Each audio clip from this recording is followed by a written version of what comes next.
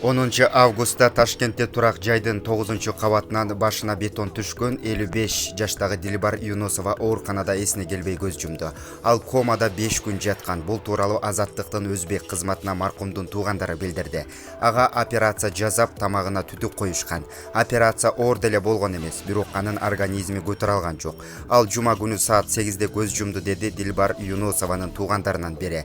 Дилбар Юнусованын улуу кызы Наргизанын айтымында, бетон түшкөн маалда апасынын жанында 6 жашар небереси да болгон. Бактыга жараша ал жабыр тарткан эмес. Маркумдун кошуналары трагедия үчүн көп кабаттуу үйдө ремонт иштерин жасаган курулушчуларды күнөөлөшүүдө.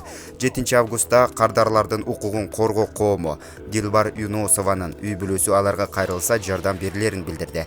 Бирок 12 августта маркумдун туугандары бир дагы мамлекеттик органга арызданып барыш электигин айтышты. Central Asian.org булак.